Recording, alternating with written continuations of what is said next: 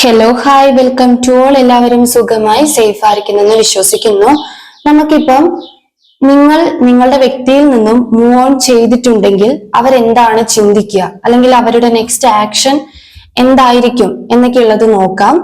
അതായത് നിങ്ങളിപ്പോൾ ഒരു തീരുമാനം എടുക്കാൻ പറ്റാതെ, അതായത് മൂവ് ഓൺ ചെയ്യാൻ വേണ്ടിയിട്ട് നിങ്ങൾ തയ്യാറായിട്ട് നിൽക്കുന്നുണ്ടാകും. പക്ഷെ ഇങ്ങനെ മൂവ് ഓൺ ചെയ്തിട്ട് പോയിട്ടുണ്ടെങ്കിൽ, അല്ലെങ്കിൽ നിങ്ങളുടെ പേഴ്സണെ നിങ്ങൾ ഇട്ടിട്ട് പോയിട്ടുണ്ടെങ്കിൽ അവരുടെ റിയാക്ഷൻ എങ്ങനെയായിരിക്കും, അല്ലെങ്കിൽ അവർ തിരിച്ചു വരുമോ എന്നൊക്കെയുള്ള ഒരു കൺഫ്യൂഷൻ, അവര് വിട്ടിട്ട് പോകുമെന്ന് കരുതിയിട്ട് നിങ്ങൾക്ക് മൂവ് ഓൺ ചെയ്യാൻ പറ്റുന്നില്ല, നിങ്ങൾ അവരെ തന്നെ ചേസ് ചെയ്ത് നിൽക്കുക, അങ്ങനെയൊക്കെ ഉണ്ടെങ്കിൽ നിങ്ങൾ മൂവ് ഓൺ ചെയ്യുക എന്ന തീരുമാനം എടുത്തിട്ടുണ്ടെങ്കിൽ അവരുടെ ആ ഒരു നെക്സ്റ്റ് ആക്ഷൻ എന്തായിരിക്കും, അവരെന്താണ് ചിന്തിക്കുക എന്നൊക്കെയുള്ളത് നോക്കാം.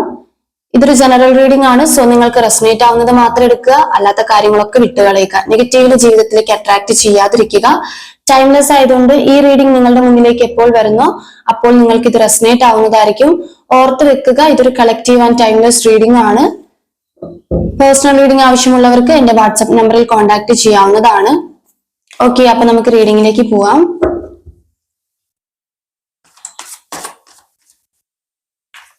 പോസിറ്റീവായിട്ട് തന്നെ തിങ്ക് ചെയ്യുക.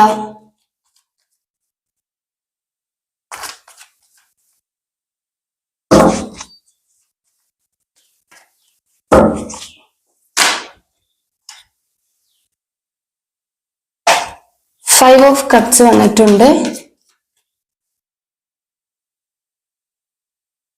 ഫൂൾ കാർഡ് വന്നിട്ടുണ്ട്.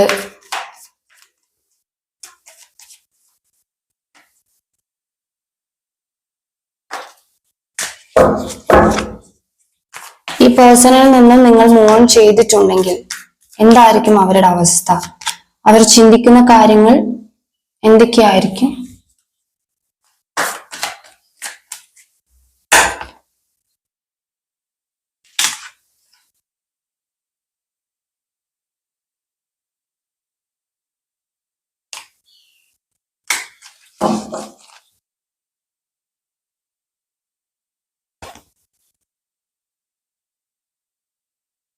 സ്ട്രെങ്ത് വന്നിട്ടുണ്ട്.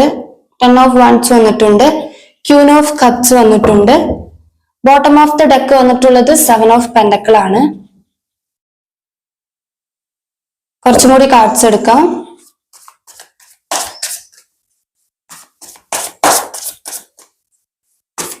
അവരുടെ നെക്സ്റ്റ് ആക്ഷൻ എന്തായിരിക്കും?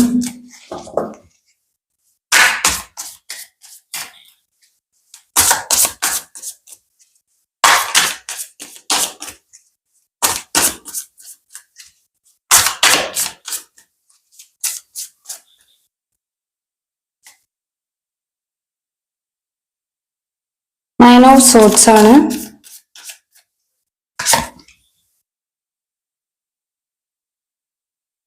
നയൻ ഓഫ് പെൻഡക്കിൾ കാർഡ്സ് കാണുന്നുണ്ടെന്ന് ഞാൻ വിചാരിക്കുന്നു.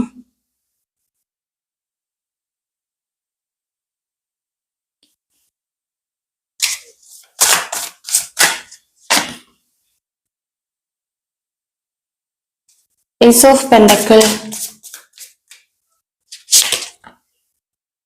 Knight of Cups,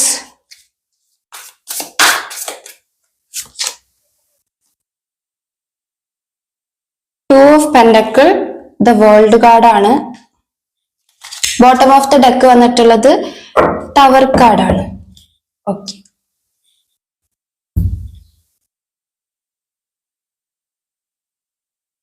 അപ്പൊ നിങ്ങൾക്ക് കിട്ടിയിട്ടുള്ള കാർഡ്സ് ഇതൊക്കെയാണ്.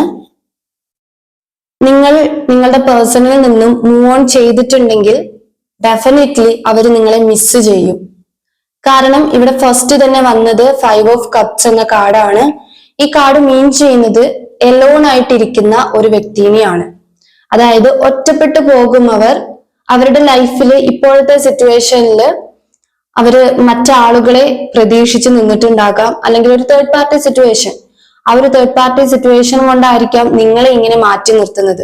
അത് അവരുടെ കരിയർ ആയിരിക്കാം, ജോബ് ആയിരിക്കാം, ഫാമിലി മെമ്പേഴ്സ് ആയിരിക്കാം, ഫ്രണ്ട്സ് ആയിരിക്കാം, അങ്ങനെ ആരുമാകാം.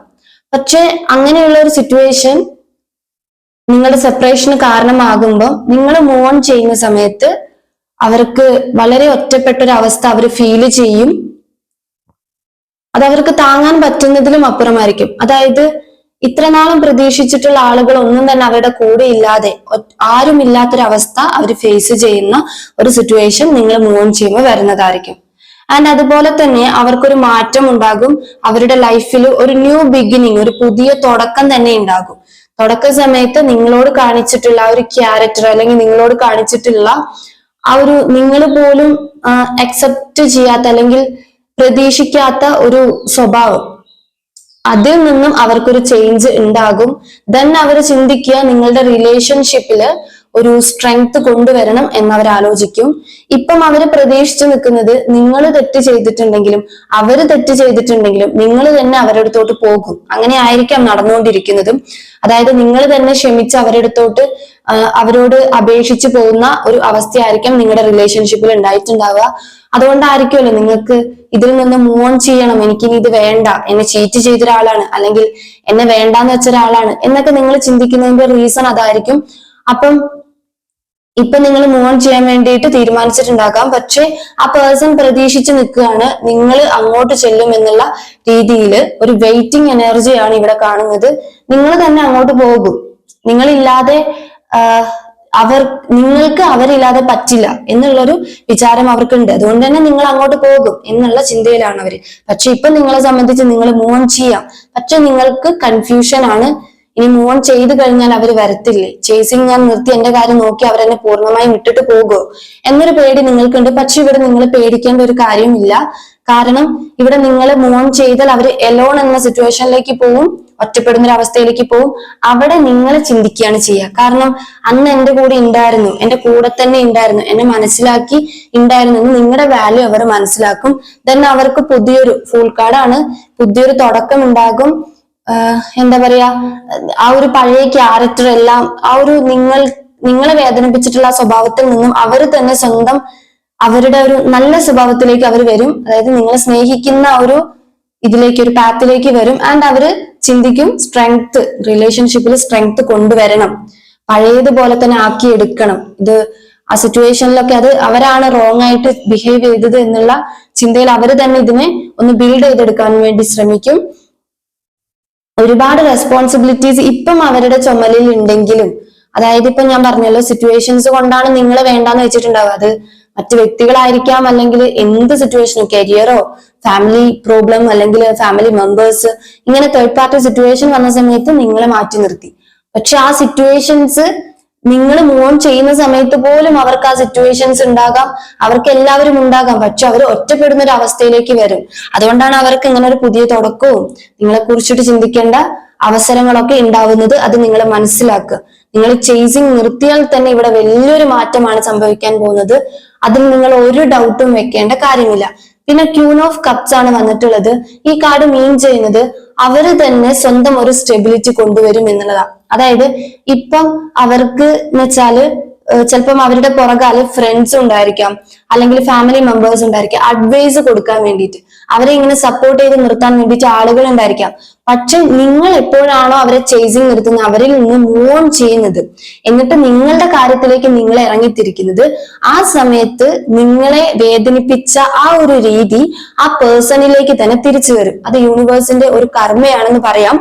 അത് അവരിലേക്ക് തന്നെ തിരിച്ചു വരുന്ന ഒരു സമയത്ത് അത്രയും നാളും അവരെ സപ്പോർട്ട് ചെയ്ത് നിന്നിട്ടുള്ള ഫാമിലിയിലെ ആളുകളായിരിക്കാം, ഫ്രണ്ട്സോ അങ്ങനെയുള്ളതൊക്കെ അവരിൽ നിന്നും അവർക്ക് തിരിച്ചടി കിട്ടിക്കൊണ്ടിരിക്കും. ആരും അവരെ സപ്പോർട്ട് ചെയ്യാത്തൊരു അവസ്ഥയൊക്കെ വരും.